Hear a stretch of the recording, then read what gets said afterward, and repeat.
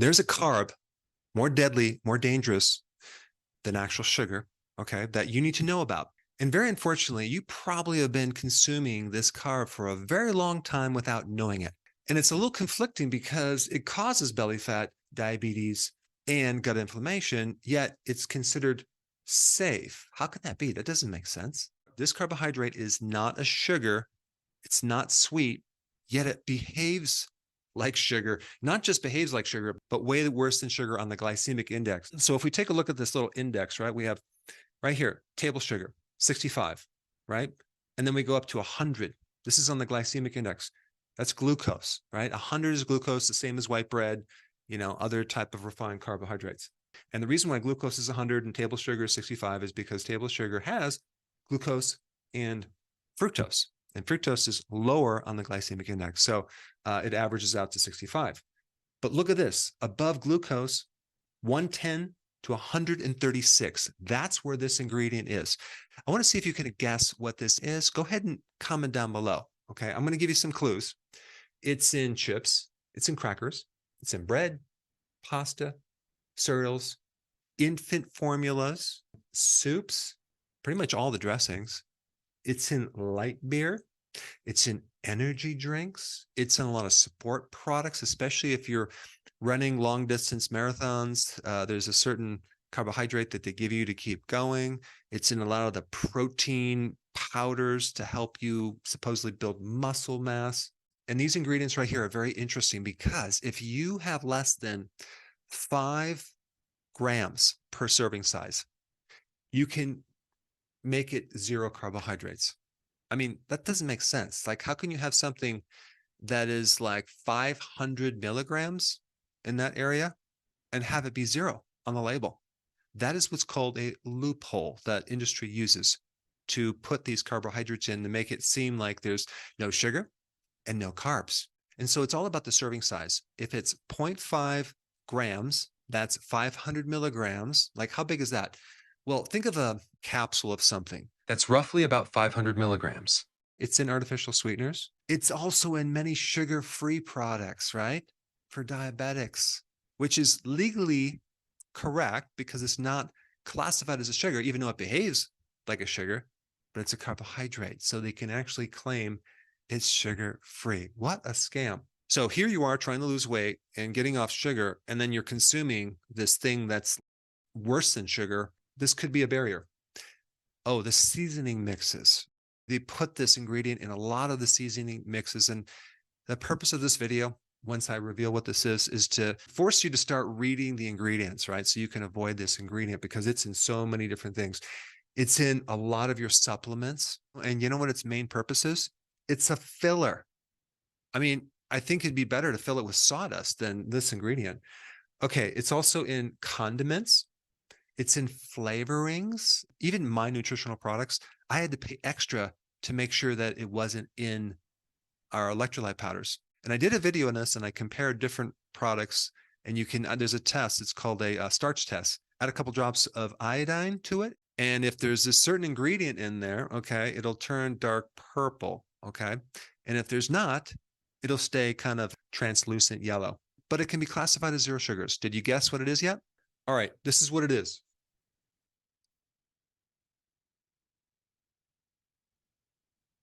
Maltodextrin.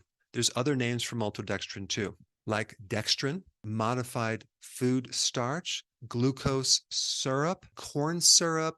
So maltodextrin is a highly, highly processed ingredient, okay? They maybe start with GMO corn, and then they refine it, and then they add an acid to it.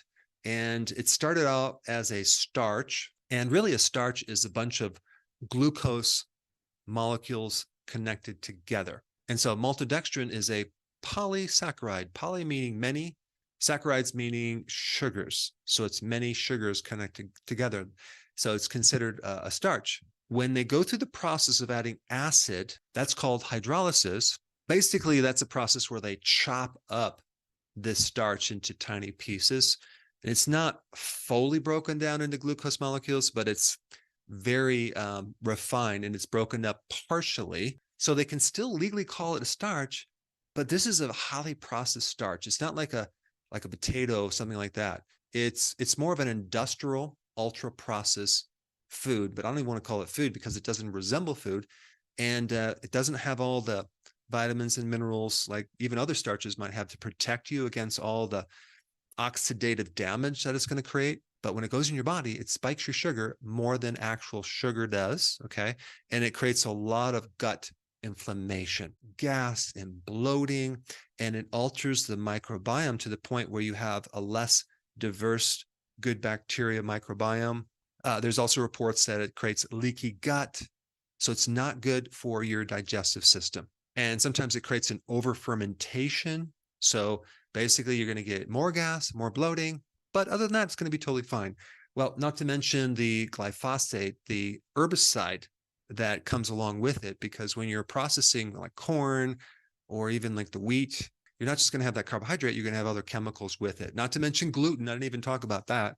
So the two loopholes that Maltodextrin uses is one, you can classify it as a zero carb, even though it could be 500 milligrams of material, which is crazy. And even though it acts like a sugar, actually worse than a sugar, they don't have to call it a sugar, they call it a carbohydrate. And people have this idea that, oh, carbohydrates are healthier than sugars, right? Well, not in this case. And if we take a look at all of the ultra-processed food ingredients, like all the junk food ingredients, my viewpoint is that this thing is the worst of all of those. I mean, if you can think of something that's worse than this, please comment down below. But if you look at the research on this, I mean, it's crazy, and it's considered safe. Second loophole, okay? GRAS. This is a way to bypass the FDA, so they don't have to go through all this process of getting it approved. They can just basically claim that it's safe and submit the form, and presto, it's safe because industry says it's safe. This is how they get a lot of toxic chemicals into the environment as well. They call it generally recognized as safe. So anytime you see that, that is not by the FDA. That is by industry. They're basically telling you it's safe. So the big problem is this maltodextrin is in so many different foods in the grocery store. You're going to just have to start reading the labels. And like I said before, watch out for the word maltodextrin. Anything with maltodextrin, cornstarch, food starch, glucose syrup, corn syrup. So if you're trying to lose weight or trying to be healthy, that is one ingredient that you want to stay away from. Now, because of the censoring and the suppressing of the algorithms on YouTube, it's becoming more difficult to find my content. And there's a lot of content that I cannot put on YouTube, unfortunately. So to make sure you have full access of all my information, go to drberg.com and subscribe to my newsletter by clicking the link down below in the description. I will see you on the other side.